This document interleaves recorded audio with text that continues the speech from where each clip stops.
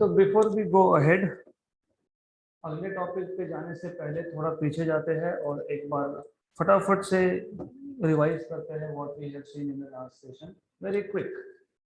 तो last lecture में हमने पहला चैप्टर चालू किया था which was units and measurements. इसमें हमने सिर्फ बेसिक बेसिक आइडियाज देखे थे। जैसे फॉर एग्जांपल हमने देखा था कि फिजिक्स में हमको बहुत सारे मेजरमेंट्स करने होते हैं और जिस क्वांटिटी को आप मेजर कर सकते हो उसको आप बोलते हो फिजिकल क्वांटिटी। तो any quantity which can be measured is called as physical quantity. Example मैंने आपको बताया था length, mass, time et cetera et cetera, right. Then हमने ये देखा था कि फिजिकल क्वांटिटी जब हम मेजर करते हैं तो मेजर करने के बाद एक वैल्यू मिलती है और साथ में एक यूनिट होता है। What was unit? Standard that we use for comparison. जैसे 1 किलोग्राम अगर मुझे सब्जी चाहिए तो 1 किलोग्राम मेजर करने के लिए मैं एक स्टैंडर्ड यूज करूंगा, उसको बोलेंगे यूनिट। तो any physical quantity when measured it can be expressed by a number and a unit. Example, अगर मैं लेंथ मेजर कर रहा हूं तो मैं लिखूंगा 5 metre. 5 is a number and meter is standard that we use for comparison. इसका मतलब होता है 5 times of 1 meter. Then another example, for example 20 kilogram. So 20 is a number and kilogram is a standard unit that we use for measurement. Good. इसके बाद हमने देखा था there are different system of units that we can use for measurement. और ये जो system of units है ये डिपेंड करता है लोकेशन टू लोकेशन, ये डिपेंड करता है फ्रॉम एप्लीकेशन टू एप्लीकेशन, मतलब उसके नीड कहाँ है, कितना है, रिक्वायरमेंट के हिसाब से। मैंने आपको बताया था कि when you go to buy something which is very expensive, जैसे सैफरन ना, केसर, फिर आप जब जाते हो तो आप नहीं बोलोगे ना 2 किलोग्राम केसर दे दो, you will be buying very small quantity. तो आप बोल सकते हो 10 ग्राम, 20 ग्राम, 30 ग्राम, राइट। लेकिन इंस्टेड अगर हम कुछ लेने गए जैसे राइस, तो we go and ask 10 kilogram rice दे दो, 15 किलोग्राम राइस दे दो। तो डिफरेंट सिस्टम ऑफ यूनिट्स में लेंथ लेंथ भी मेजर इन इधर सेंटीमीटर। तो अलग अलग सिस्टम ऑफ यूनिट्स में अलग अलग फिजिकल क्वांटिटी का स्टैंडर्ड ऑफ मेजरमेंट मतलब यूनिट अलग अलग होता है। तो नॉर्मली 3 फिजिकल क्वांटिटीज की हम बात करते हैं और ये 3 ही फिजिकल क्वांटिटी क्यों लेते हैं मैंने कल आपको डिटेल में बताया था, तो हम आज इस पर टाइम स्पेंड नहीं करने वाले। तो हम लेंथ सेंटीमीटर में मेजर कर सकते हैं या फिर मीटर में मेजर कर सकते हैं या फिर फीट में या फुट में मेजर कर सकते हैं। हम मास को ग्राम में या फिर किलोग्राम में या फिर पाउंड में मेजर कर सकते हैं। हम टाइम को सेकेंड सेकेंड एंड सेकेंड में मेजर करेंगे। अगर आप लेंथ सेंटीमीटर में मेजर कर रहे हो, मास को ग्राम में मेजर कर रहे हो और टाइम को सेकेंड में मेजर कर रहे हो तो इसको आप बोलते हो CGS system of units. Normally ये छोटा सिस्टम है। छोटा क्यों मैंने बताया कि लेंथ 2 पॉइंट का डिस्टेंस सेंटीमीटर, इस क्लास में 2 पॉइंट का डिस्टेंस सेंटीमीटर, एक ही सिटी में एक जगह से दूसरी जगह का डिस्टेंस आप मेजर करोगे मीटर या किलोमीटर। तो ये बहुत छोटा सिस्टम है, it is a very small. और रिमेंबर मैं बार बार एक चीज बता रहा हूँ क्योंकि धीरे धीरे लेवल बढ़ते जाएगा, क्योंकि आगे जाके मैं आपसे डायरेक्टली पूछूंगा मुझे बताओ 1 किलोग्राम मतलब कितना ग्राम, कितना ग्राम, 1000 मतलब 10 पावर 3 बराबर। 1 मीटर मतलब कितना सेंटीमीटर, 100 मतलब 10 पावर 2, करेक्ट। देन आगे टाइम का तो चिंता मत करो, उल्टा पूछा 1 ग्राम मतलब कितना किलोग्राम, ये 10 पावर 3 यहां से नीचे आ जाएगा मतलब डिवाइड कर लेंगे और यहां से वो ऊपर जाएगा तो 10 पावर प्लस 3 क्या हो जाएगा, क्या होगा, -3। तो अगर 1 किलोग्राम में 10 पावर 3 ग्राम है तो 1 ग्राम होगा 10 power -3 kilogram, correct. Similarly 1 centimetre होगा 10 पावर -2 मीटर। देखो मैंने पहले ही बता दिया छोटा सिस्टम कौन सा, सीजीएस। 100 सेंटीमीटर मिलके 1 मीटर बनता है। 100 सेंटीमीटर को हम बोलते हैं 1 मीटर। तो आगे जाके थ्रू आउट फिजिक्स बहुत सारे प्रॉब्लम सॉल्व करने हैं, और प्रॉब्लम सॉल्व करते वक्त एक सिस्टम से दूसरे सिस्टम में कन्वर्ट करना पड़ेगा। तो पहले दिन पे क्लियर कर लो, जब आप ये एमके सिस्टम हो सकता है या फिर ये हो सकता है एसआई। तो जब आप एमकेएस से या एसआई से सीजीएस में कन्वर्ट करोगे तो 10 का पावर हमेशा पॉजिटिव रहेगा, है ना, पॉजिटिव, राइट। और भी एग्जांपल आएंगे बाद में। जब आप उल्टा कन्वर्जन करोगे, जब आप सीजीएस से एसआई में या फिर एमकेएस में कन्वर्जन करोगे तो 10 का पावर हमेशा नेगेटिव रहेगा। तो कन्वर्जन के टाइम पे कंफ्यूजन नहीं होना चाहिए, इसलिए पहले दिन से क्लियर रखो। छोटा सिस्टम कौन सा, सीजीएस, बड़ा कौन सा, एमकेएस या फिर एसआई। जैसे फोर्स, फोर्स को हम यहाँ मेजर करते हैं न्यूटन में, और यहाँ मेजर करते हैं डाइन में। You know how much is 1 newton in dine?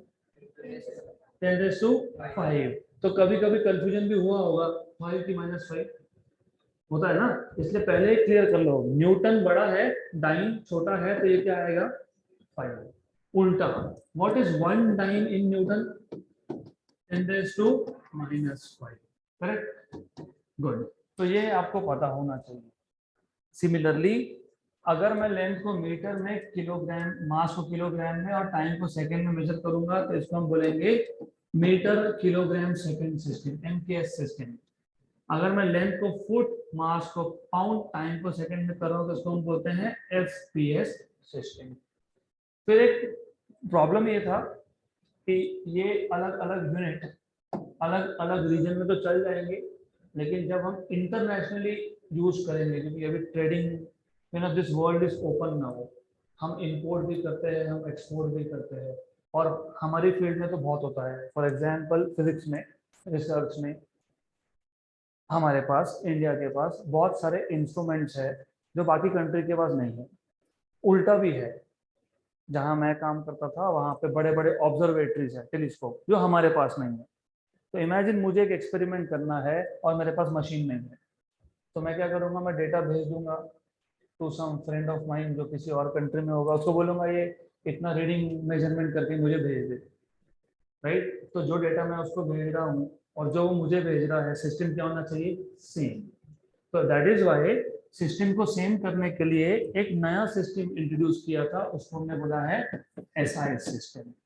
SI system में लेंथ हम मेजर करते हैं मीटर में, मास हम मेजर करते हैं किलोग्राम में, और टाइम हम मेजर करते हैं सेकेंड में।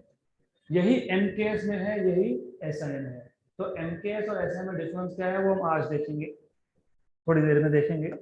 देन हमने देखा था फिजिकल क्वांटिटी को हम दो कैटेगरी में डिवाइड कर सकते हैं, याद है?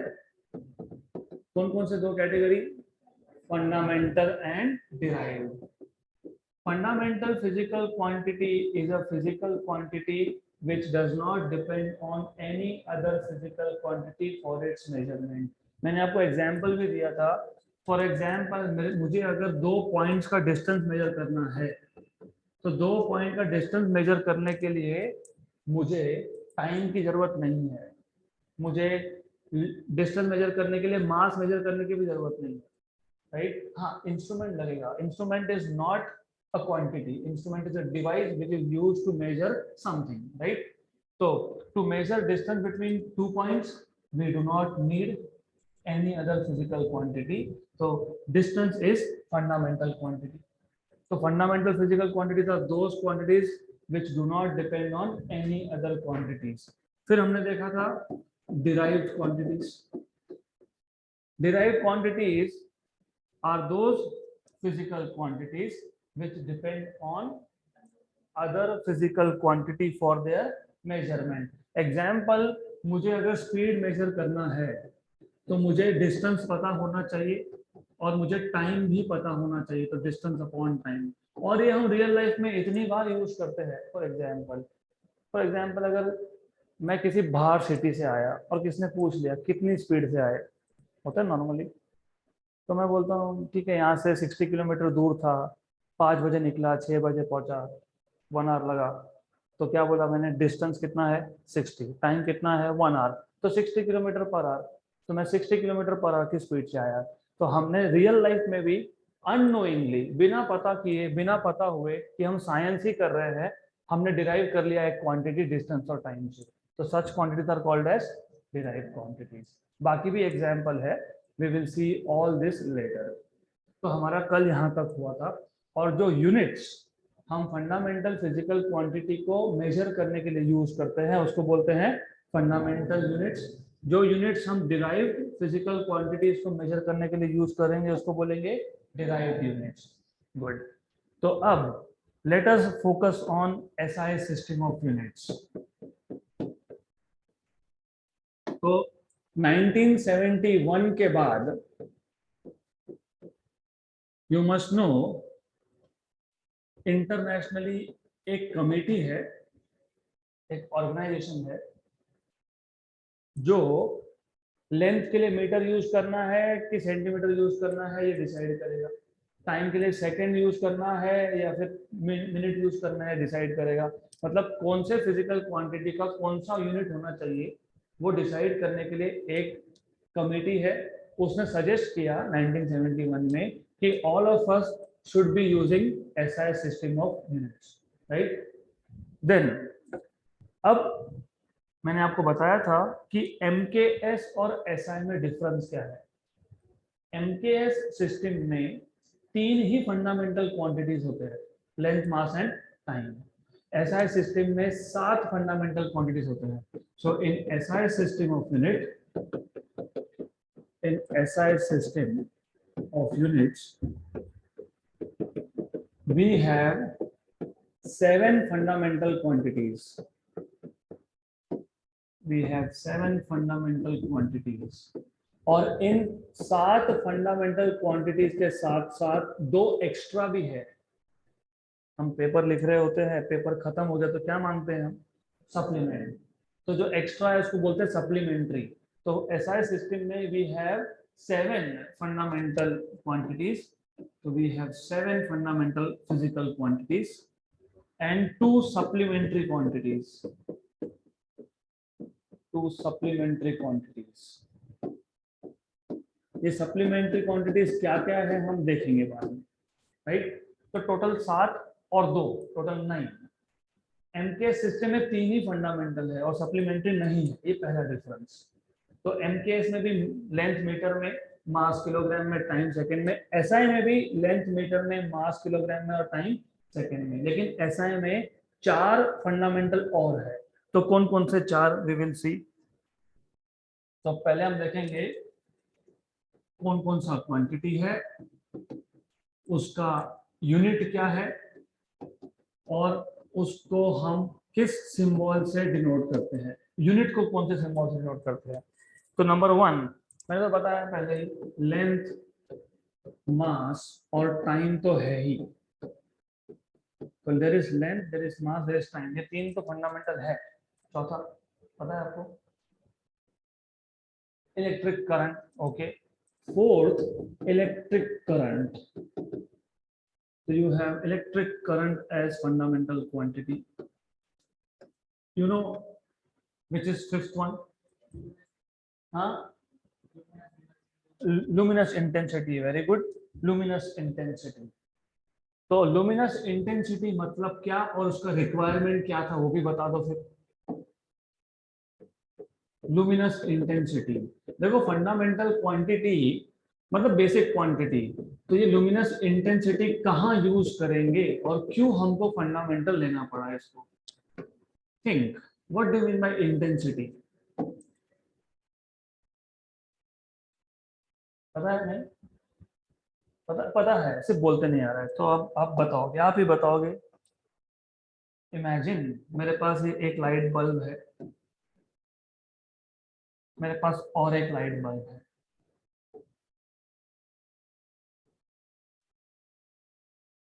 So I have 2 light bulbs, something like this.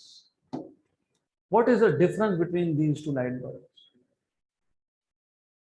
नहीं समझ में आ रहा है, थोड़ा और समझा देता हूँ। ज़्यादा डिफरेंस दिख नहीं रहा तो डिफरेंस बढ़ा देते हैं हम लोग, कॉन्ट्रास्ट बढ़ा देते हैं तो समझ में आएगा। ये मेरे पास एक लाइट बल्ब है, ओके। देन मेरे पास और एक लाइट बल्ब है।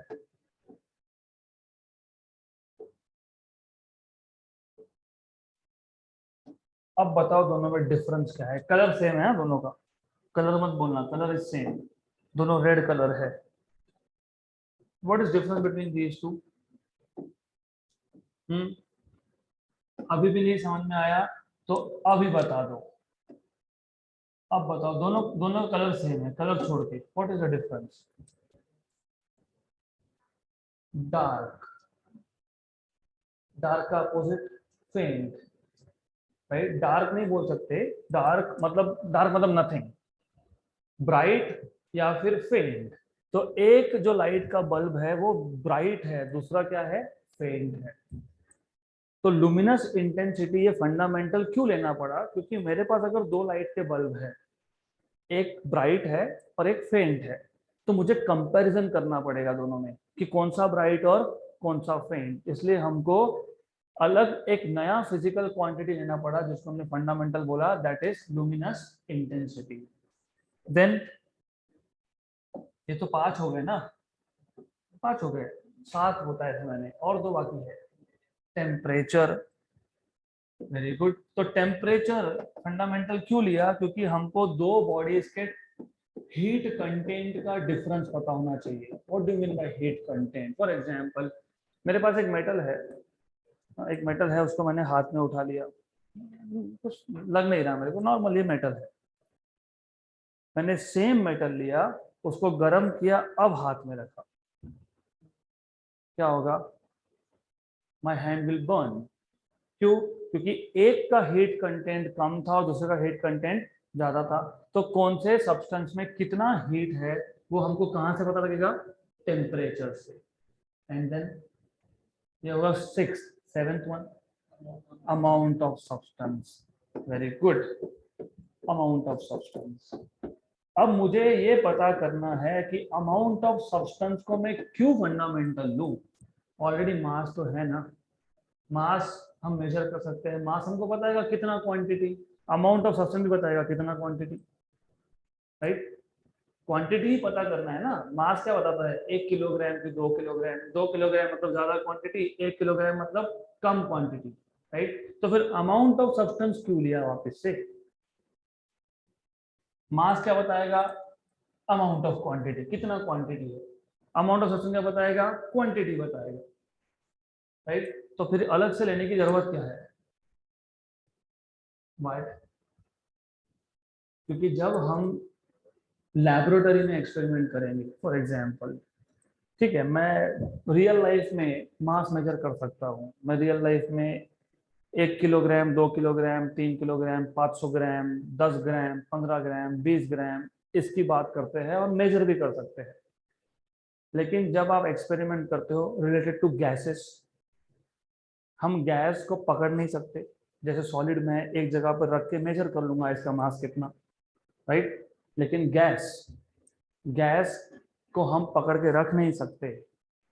तो फिर हम गैस की क्वांटिटी कैसे मेजर करेंगे? नंबर 1। नंबर 2, एटॉमिक लेवल पे, मतलब एक मटेरियल है, मटेरियल बना है बहुत सारे एटम से, एटम बनते हैं इलेक्ट्रॉन्स एंड न्यूक्लियस से, राइट? तो अगर मुझे ये बताना है कि इस, फॉर एग्जांपल मेरे पास एक कंटेनर है, इस कंटेनर में मुझे बताना है कितना अमाउंट ऑफ सब्सटेंस है, कितने नंबर ऑफ एटम्स है।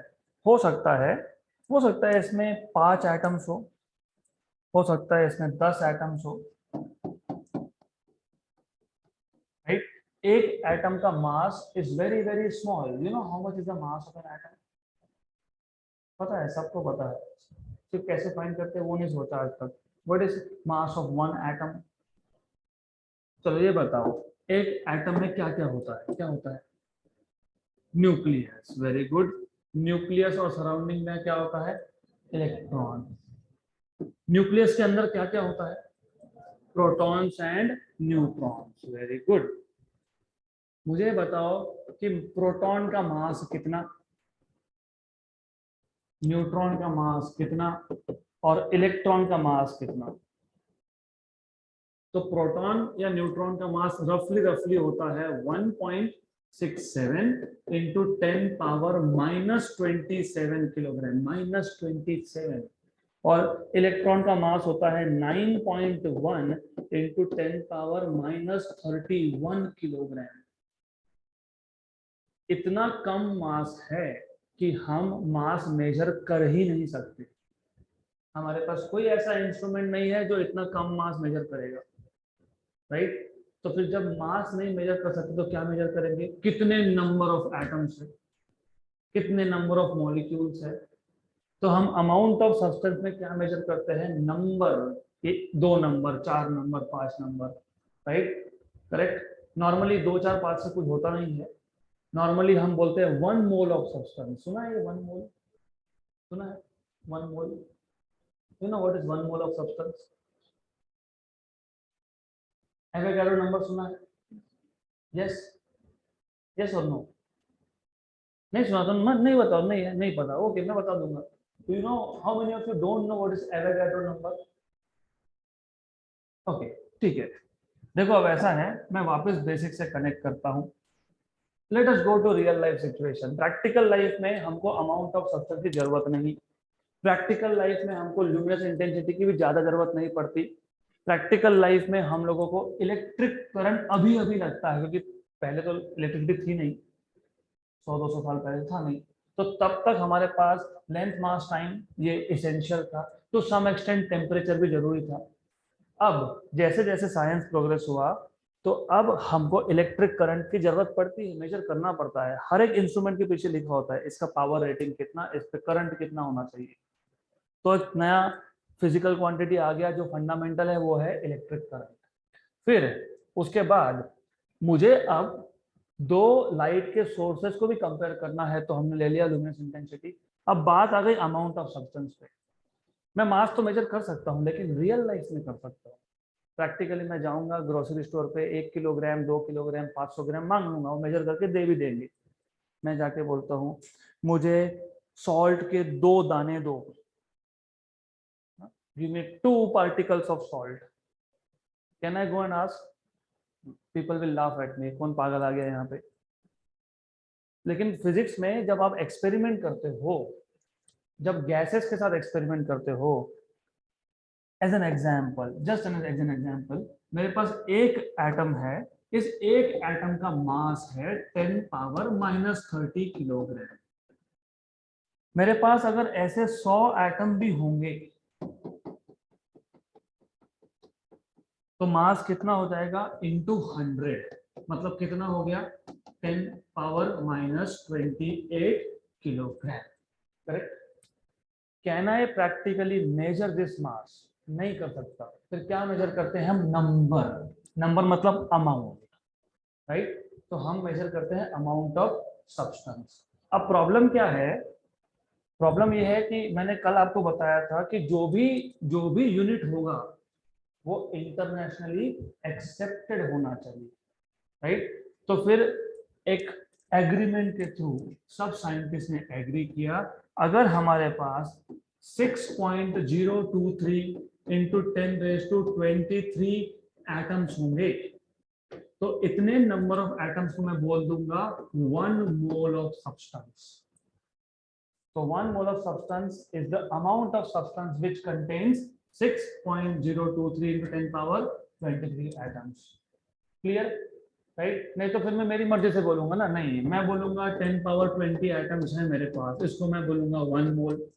कोई बोलेगा तेरा क्यों सुनूं मैं, तो 10 पावर 18 को मैं बोलूंगा 1 मोल ऑफ सब्सटेंस। तो under mutual agreement 1 mole of substance मतलब कितने atoms, 6.023 into 10 power 23 atoms, right. तो जब मास बहुत कम होता है, जब हम मास मेजर ही नहीं कर सकते, तो हम क्या मेजर करते हैं, number of particles, number of atoms, number of molecules, right. तो इसके लिए एक नए यूनिट की जरूरत पड़ गई, नए फिजिकल क्वांटिटी की जरूरत पड़ गई। तो in total there are 7 fundamental quantities in SI system of unit, and बाकी सब में है 3, यहाँ पे कितने हैं, 7। तो MKS और SI का पहला डिफरेंस है, लेंथ को हम मेजर करते हैं मीटर में, मीटर, और इसका सिंबल है m। मास को हम मेजर करते हैं किलोग्राम में और इसका सिंबल है kg। टाइम को हम मेजर करते हैं सेकेंड में और इसका सिंबल है s। इलेक्ट्रिक करंट को हम मेजर करते हैं एम्पियर में और इसका सिंबल है कैपिटल A। अब कैपिटल A कब और स्मॉल m क्यों? क्योंकि m स्मॉल है और A कैपिटल है, तो किसको कैपिटल से डिनोट करेंगे, किसको स्मॉल से डिनोट करेंगे, इसके भी कुछ रूल्स है जो आगे हम देखने वाले हैं। तो देयर आर सम रूल्स, कब कैपिटल लिखेंगे कब स्मॉल लिखेंगे, लेकिन याद रखना ampere is unit of electric current और उसका सिंबल है A। Then luminous intensity candela. Why candela? You know what is candle? क्योंकि तब जब ये फिजिकल क्वांटिटी डिफाइन किया तब इलेक्ट्रिसिटी नहीं था ना हर जगह पे, तो क्या थे? कैंडल्स। तो नाम कहां से आ गया? कैंडल से। तो क्या बोलते हैं इसको? कैंडेला। डिनोट करते हैं CD। Temperature kelvin, not degree Celsius, not Fahrenheit, ऐसा यूनिट इज केल्विन और इसको डिनोट करते हैं कैपिटल K से। Amount of substance is mole और इसको डिनोट करते हैं MOL से। E नहीं लिखते आखिरी में, सिंबल में सिर्फ E निकाल लिया, राइट। तो टोटल 7 फंडामेंटल क्वांटिटीज। लेंथ का unit metre, symbol M। Mass का unit kilogram, symbol kg। Time का unit second, symbol S। Electric current का unit ampere, symbol A। Luminous intensity unit candela, symbol CD। Temperature kelvin K। Amount of substance mole and MOL is symbol.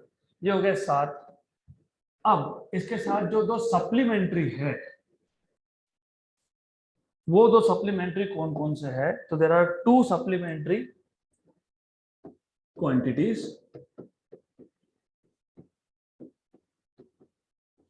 उसमें से एक आपके notes में print नहीं हुआ, तो वो मैं आपको लिखने का टाइम दूंगा। You can note it down when I tell you that time, जब मैं बताऊंगा तब। तो basically let us go back to school level mathematics. Imagine मेरे पास एक सर्कल है, हमारे पास एक सर्कल है, समझना है सर्कल है, नहीं दिख रहा होगा तो भी समझ लेना, ये सेंटर ऑफ सर्कल है। अब मेरे पास एक स्मॉल आर्क है, I have a small arc. और याद रखो फिजिक्स में या मैथ्स में स्मॉल क्वांटिटी को हम डिनोट करते हैं D मतलब स्मॉल और S मतलब आर्क। तो S ये आर्क के लिए और D ये स्मॉल है इसके लिए। तो मुझे अगर स्मॉल टाइम बोलना होगा तो मैं कैसे लिखूंगा? DT। DT मतलब स्मॉल टाइम। मुझे बोलना होगा स्मॉल डिस्टेंस तो मैं क्या बोलूंगा? DX, right. मुझे बोलना होगा स्मॉल एरिया तो मैं क्या बोलूंगा?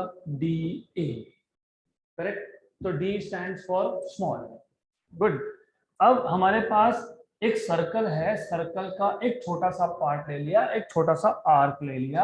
ये आर्क सेंटर पे एक एंगल बनाएगा, राइट। क्योंकि ये आर्क छोटा था, स्मॉल था, तो एंगल भी कितना बनेगा? स्मॉल बनेगा। तो इसको क्या बोलेंगे? D theta, small angle, correct, right. ये है पहला सप्लीमेंट्री यूनिट, इसको हम बोलते हैं, इसको नाम है, you know what it is called as, angle तो है लेकिन इसको बोलते हैं प्लेन एंगल। तो जो पहला सप्लीमेंट्री यूनिट है इसको हम बोलते हैं प्लेन एंगल। इसको प्लेन एंगल क्यों बोलते हैं? क्योंकि ये एंगल किसने बनाया? 2 लाइंस ने बनाया, या फिर किसने बनाया? इस आर्क ने बनाया। ये 2 लाइंस एक सिंगल प्लेन में थे कि नहीं? ये एक्स और वाई में ही है ना, सेम प्लेन में है ना। ये एक लाइन और दूसरा लाइन एक ही प्लेन में है, राइट। और ये डीएस भी उसी प्लेन में है। तो एंगल किस में बना? प्लेन में बना। तो क्या बोलेंगे? Plane angle. या फिर इसको बोलते हैं 2 डायमेंशनल एंगल, इसको बोलते हैं 2D एंगल, राइट, क्लियर। तो पहला सप्लीमेंट्री क्वांटिटी सप्लीमेंट्री यूनिट भी बोलते हैं इसको सप्लीमेंट्री क्वांटिटी भी बोलते हैं। इट इज प्लेन एंगल और टू डायमेंशनल एंगल, क्योंकि ये एंगल टू डायमेंशन में है, दो ही डायमेंशन है, एक एक्स एक्सिस है एक वाई एक्सिस है, खत्म। Right right. Do you remember इसको डिफाइन कैसे करते हो? ये सब स्कूल में हुआ है, मुझे से बताओ इफ यू रिमेम्बर कि आप एंगल को डिफाइन कैसे करते हो। चलो मुझे बताओ ये आर्क लेंथ का फॉर्मूला क्या? What is, how is arc length defined? How is arc length defined, कैसे डिफाइन किया आर्क लेंथ को?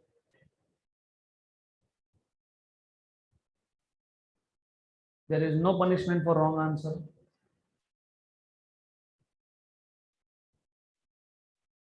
आर्क लेंथ इज, ये रेडियस है, arc length is radius into angle, right. फिर एंगल क्या आएगा? अगर arc length is radius into angle, तो एंगल क्या है? Arc length upon upon radius, right. तो एंगल कितना, angle D theta, arc length कितना डी एस, और रेडियस कितना आर, इसको आप बोलते हो प्लेन एंगल। तो डिफाइन कैसे करोगे? Plane angle is defined as the ratio of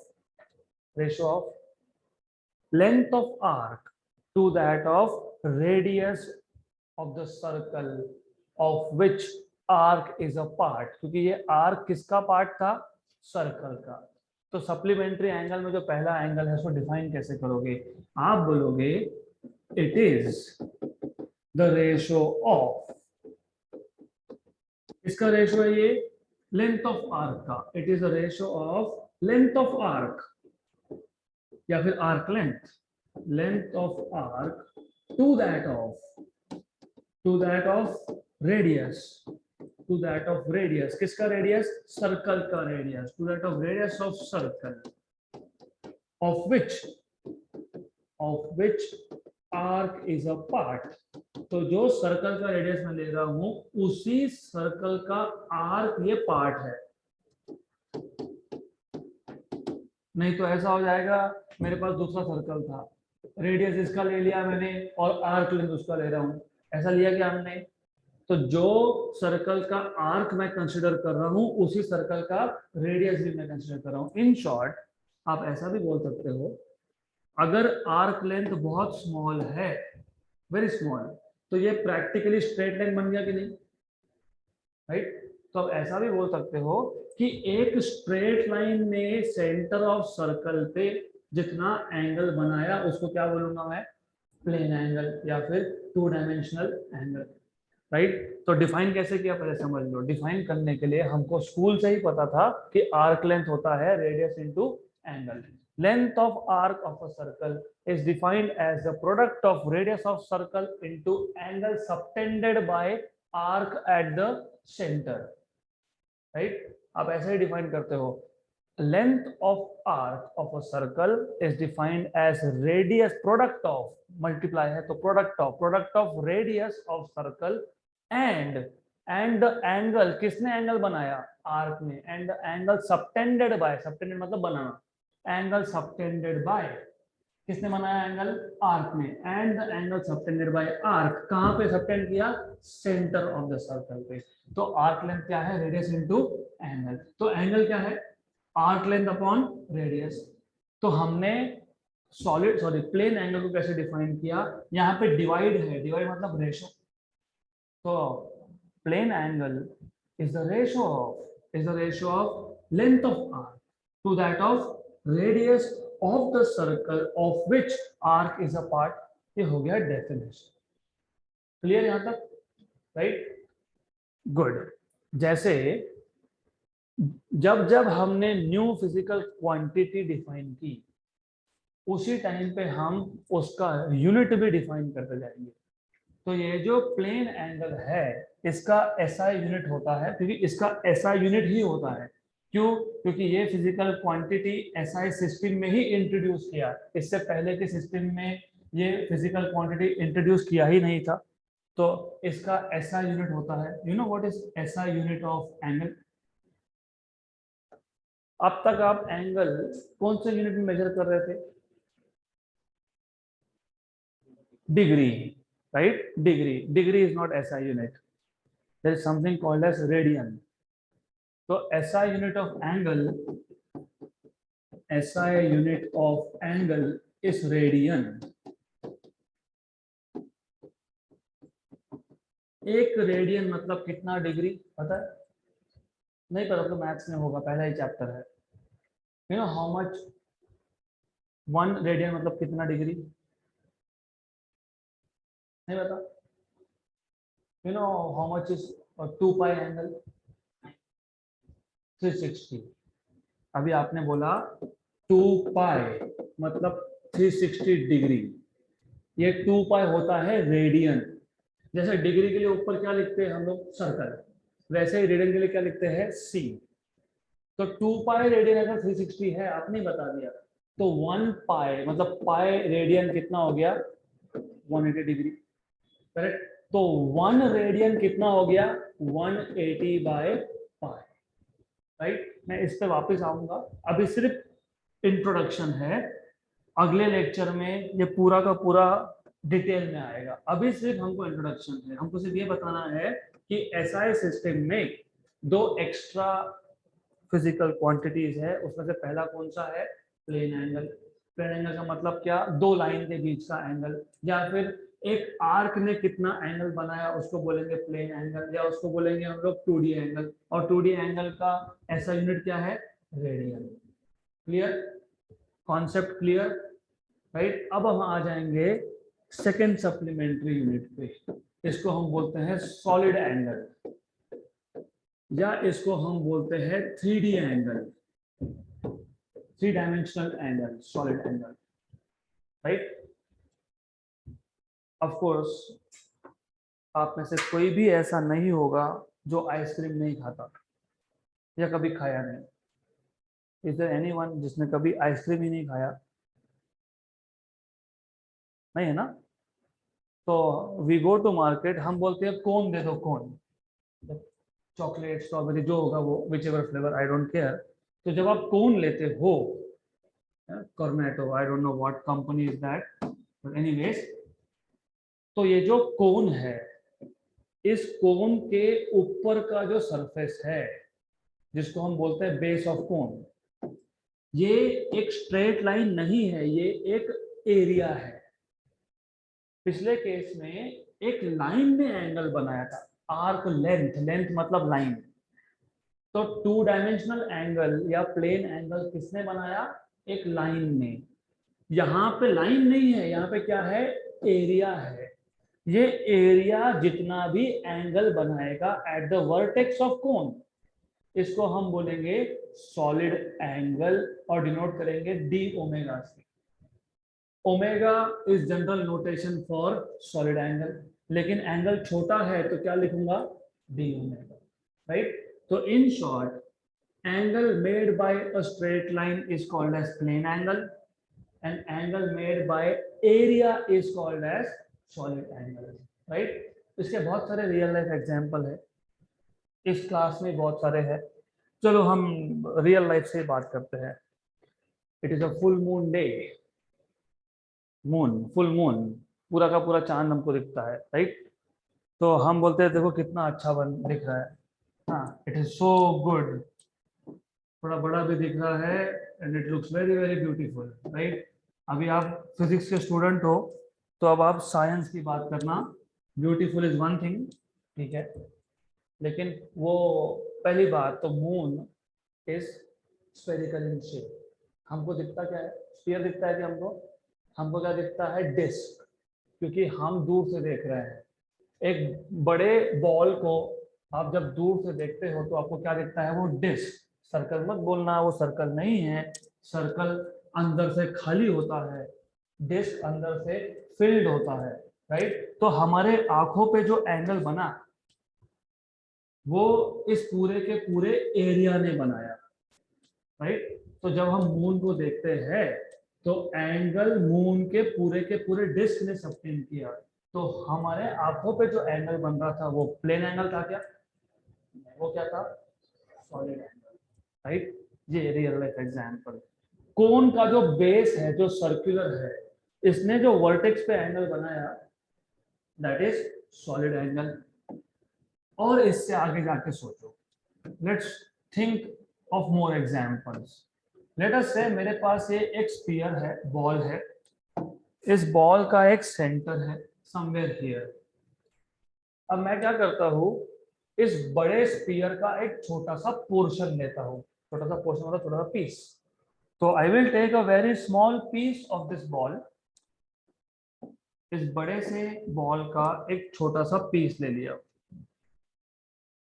तो let me take a small piece of this ball, something like this, एक छोटा सा पोर्शन है। अब ये छोटे से पीस ने, पोर्शन ने, किसका पोर्शन है ये? बड़े स्पीयर का पोर्शन है। इसने एंगल बनाया सेंटर पे, तो ये एंगल क्या होगा? Solid angle, right. ये क्या है? एरिया है। अब इस एरिया को आप ए लिखो या फिर डीए बोलो, डीए मतलब स्मॉल एरिया। और ये क्या था? रेडियस। और ये क्या है? Angle, D omega, solid angle,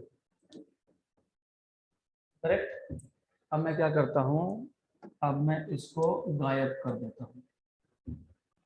क्यों? क्योंकि मुझे सॉलिड एंगल डिफाइन करना था। तो जैसे आपने प्लेन एंगल डिफाइन किया, आपने प्लेन एंगल कैसे डिफाइन किया? It is the ratio of length of arc to that of radius of circle of which arc is a part, right. और जब आपने इसका फॉर्मूला लिखा, लेंथ, लेंथ किस में मेजर करते हो? मीटर। डिस्टेंस किस में मेजर करते हो? मीटर। तो metre upon metre, metre metre cancel, correct, right, good. तो वैसे ही जब आप सॉलिड एंगल की बात कर रहे हो, तो सॉलिड एंगल में हम डीएस तो लिख नहीं सकते, हम क्या लिखेंगे? D A, correct. Remember, plane angle में आपने क्या लिखा था? डीएस, ये था मीटर में। यहाँ पे आपने क्या लिखा? डी ए, ये है मीटर स्क्वायर में। फिर आपने डिवाइड किया था रेडियस से। क्यों? क्योंकि सप्लीमेंट्री एंगल में मीटर दिखता नहीं है, तो मीटर मीटर क्या होना चाहिए? कैंसल। तो यहाँ पे मीटर स्क्वायर को मीटर स्क्वायर से कैंसिल करना पड़ेगा।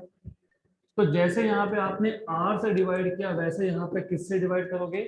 आर स्क्वायर से। तो ये जो आया, ये कुछ एंगल जैसा है, लेकिन ये प्लेन एंगल नहीं है, तो इसको नया नाम दे दिया मैंने, बोला सॉलिड एंगल, राइट। तो सॉलिड एंगल डिफाइन कैसे करोगे? It is the ratio of, किसका ratio?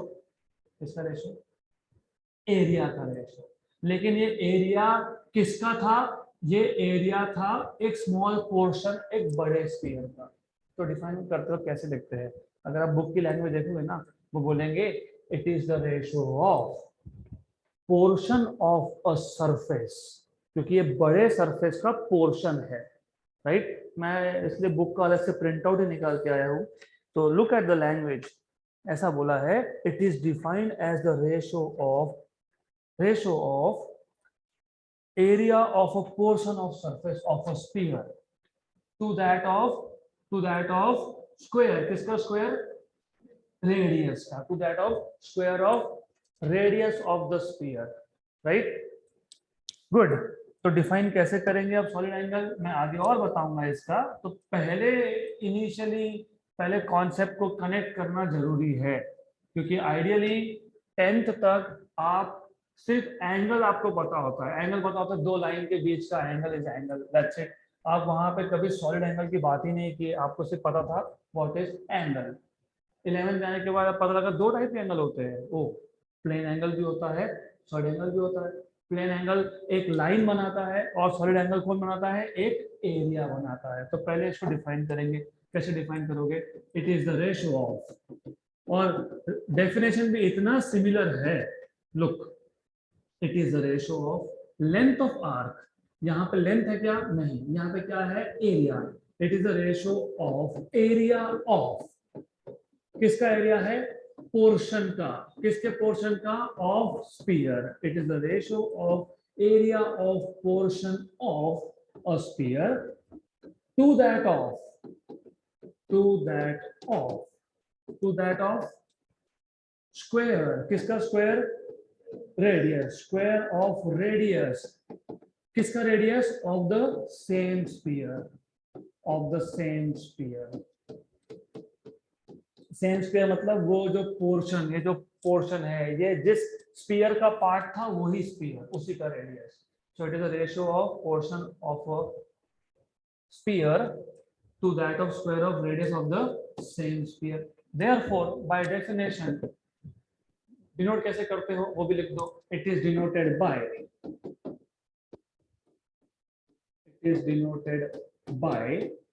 Bye d omega. Therefore d omega is equal to area, कितना है area, dA divided by r square. SI unit of solid angle is, जैसे वो radian था, इसमें इसको बोलते हैं स्टेरेडियन, सिर्फ STE एक्स्ट्रा लिख देते हैं, it is called as steradian. Right, clear. अब let us take some real life example. मेरे हाथ में एक पेन है, आप इस पेन को देख रहे हो, ये पेन आपके आंखों पे एक एंगल बना रहा है। ये एंगल कौन सा होगा, ये प्लेन एंगल होगा या ये सॉलिड एंगल होगा, प्लेन एंगल, क्योंकि ये पेन क्या है, एक लाइन है, आर्क जैसा है। एक स्ट्रेट लाइन ने आपके आंखों पे जो एंगल बनाया, दैट इज प्लेन एंगल। तो मेजर किस में करोगे, रेडियंस की स्टेरेडियंस, रेडियंस। अब मेरे पास एक वाटर बॉटल है, आप वाटर बॉटल के बेस को देख रहे हो, ये बेस क्या है, सर्कल क्या है, एरिया।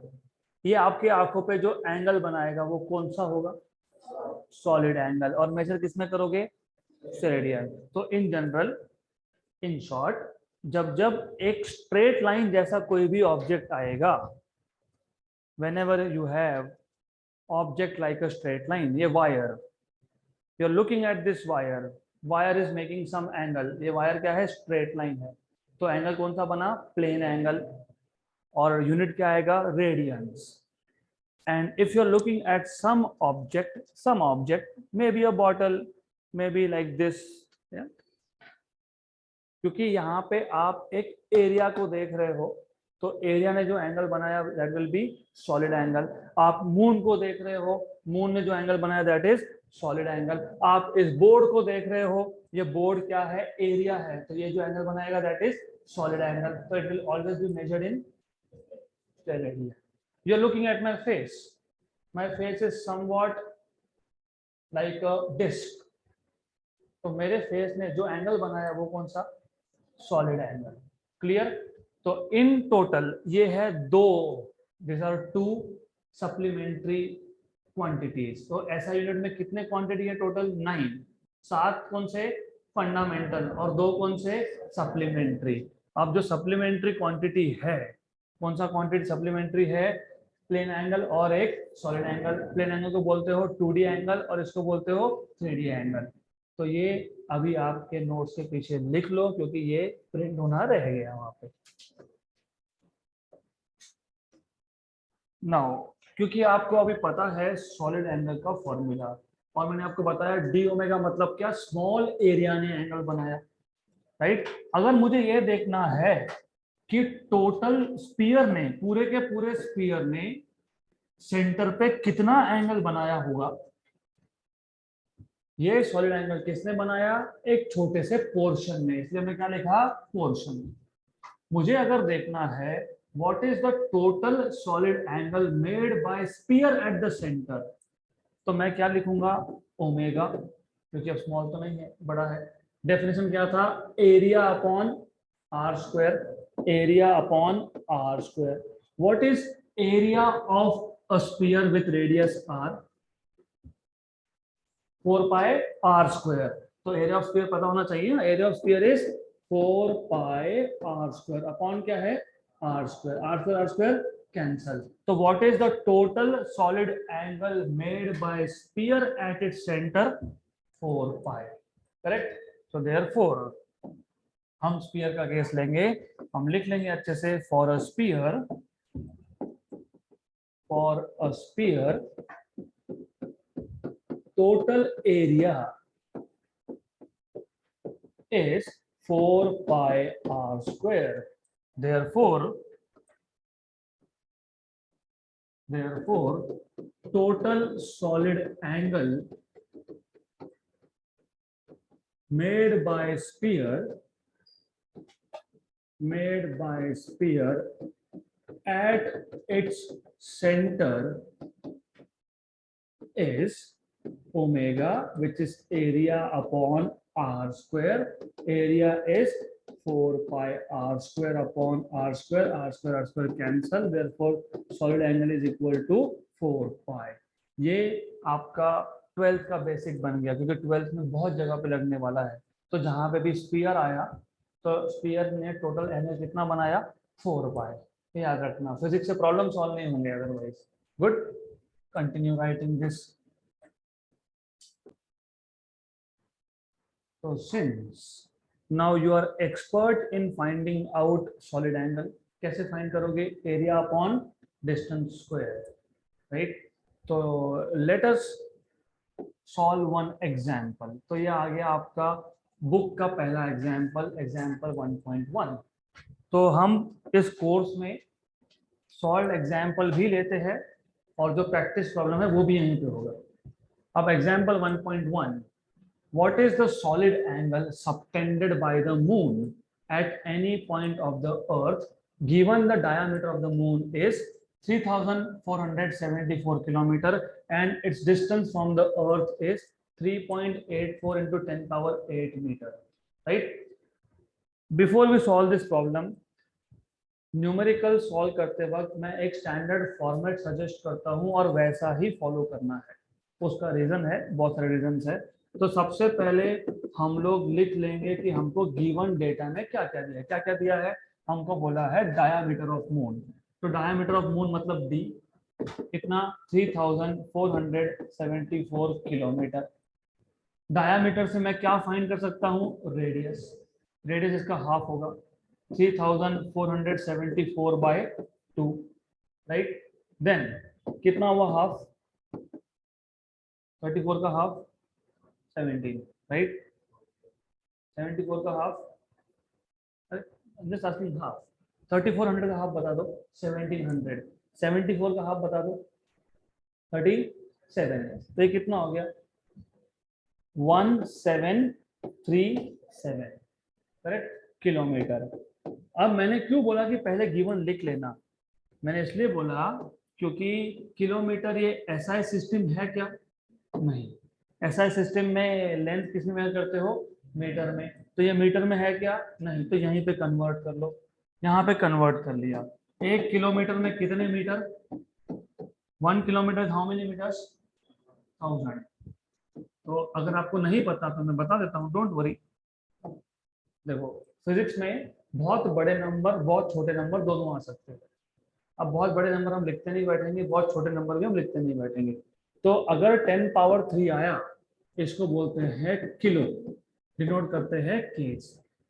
अगर 10 पावर -3 आया, इसको हम बोलते हैं मिली और डिनोट करते हैं एम्स। अगर 10 पावर 6 आया, इसके दो नाम है, एक तो मेगा या फिर मिलियन। इसको मेगा या मिलियन दोनों बोलते हैं। तो मेगा भी बोल सकते हो, मिलियन भी बोल सकते हो। इसको डिनोट करते हो एम से। कौन से एम से? कैपिटल एम से, क्योंकि स्मॉल एम तो मिली के लिए यूज कर लिया ना, तो कैपिटल एम।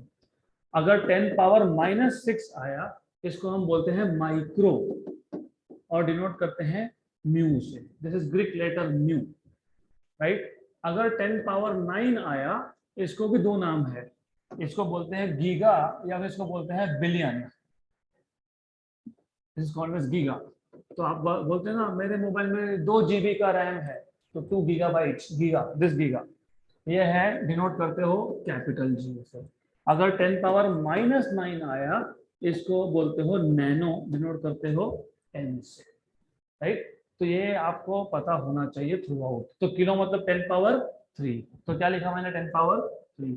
1 किलोमीटर मतलब 10 पावर 3 मीटर। अब रेडियस मिल गया, हमको क्या पूछा है, सॉलिड एंगल। सॉलिड एंगल में क्या लगेगा, एरिया लगेगा।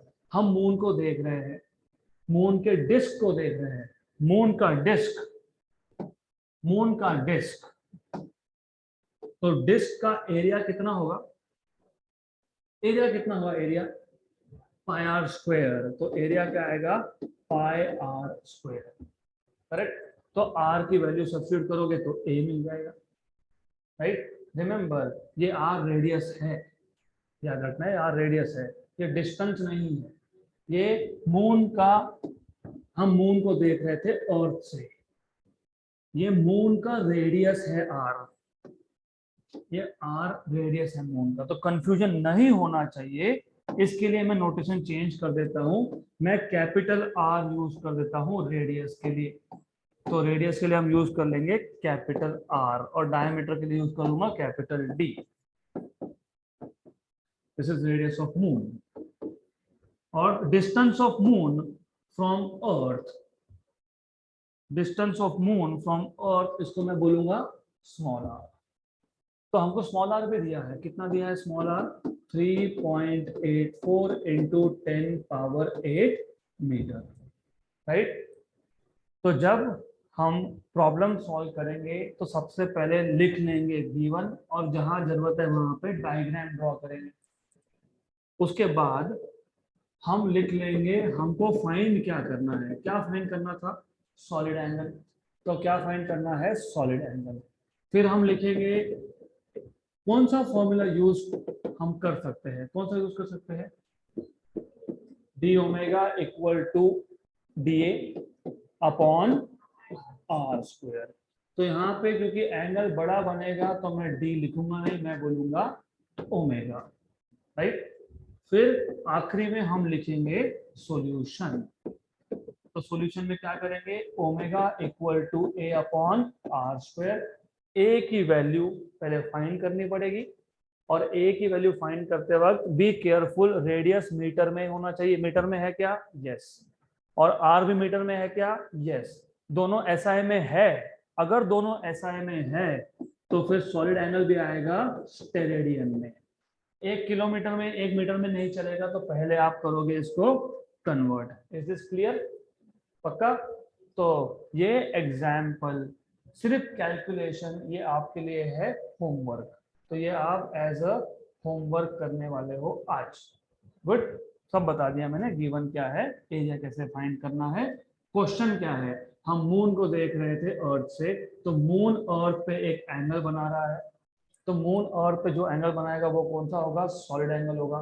तो सॉलिड एंगल फाइंड करना है। आपको डायमीटर दिया है मून का, डायमीटर से रेडियस मिल गया, रेडियस से एरिया मिल गया, और डिस्टेंस तो बताया ही है। तो सिर्फ आपको यहाँ पे एरिया सब्स्टिट्यूट करना है और डिस्टेंस सब्स्टिट्यूट करना है, and you can find out what is solid angle, right. Good, so we will stop here for today.